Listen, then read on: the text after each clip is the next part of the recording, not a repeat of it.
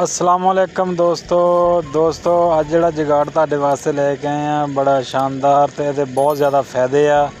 तुसी वीडियो मुकम्मल देखनी है, इंशाल्लाह तुहानू अच्छा फ़ायदा होएगा, अच्छी मालूमात मिलेगी। दोस्तों अज आपां खाला छांगने वाला एक पुर्जा बनाया। ये थल्ली साइड ते टोका लाता, सैकंड हैंड टोका लै लो, उन्नू उत्ते पाइप लगा के उन्होंने बेहतरीन खाला कढ़ने वाला पुर्जा बन सकता। तो ज़्यादा नीवा भी नहीं होना पैंदा। इदा पाइप लै लेना, इधरली उत्तली साइड तो वैल्डिंग करना तो अपना पुर्जा तैयार आ। पाइप दे उपर भी एक मुठ लाउणी है तुसीं, जिहड़ी कि फड़न नूं आसानी होवे। ते माशाअल्लाह तुहानू चैक भी करावांगे। ते जुगाड़ बहुत वाधू आ। ते अज हुण तुहानू चैक कराउने आ। देखो किस तरह खाला बहुत ज़्यादा घाह वा खाले ते बहुत ही आसानी दे नाल छांगया जाएगा खाला। तवा इनू दोवां पासों ये काम करदा, कई तरह इनू मोड़ना नहीं पैंदा भी मुड़ के दूसरे पासे करे। इहदा बाद दस्ता घुमाउणा ते दूसरे पासों यानी कि खाला छांगण शुरू कर देना।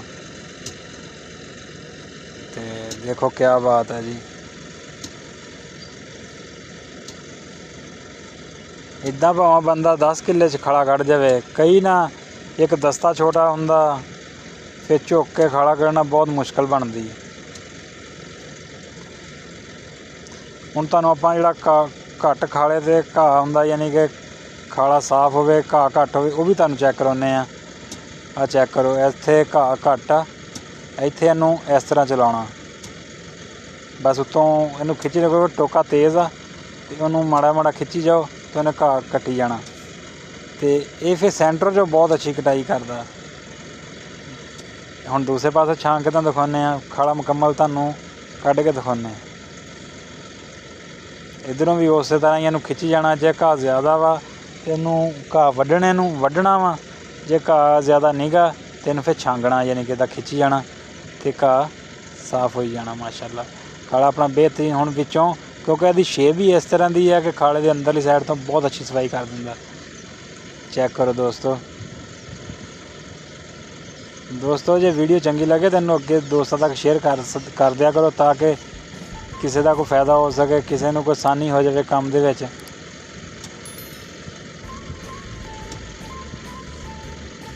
बहुत अच्छी चीज़ है जी।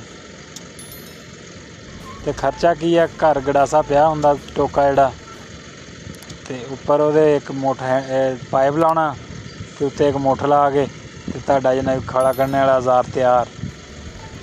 ठीक है दोस्तों, ओके जी, अल्लाह हाफिज़।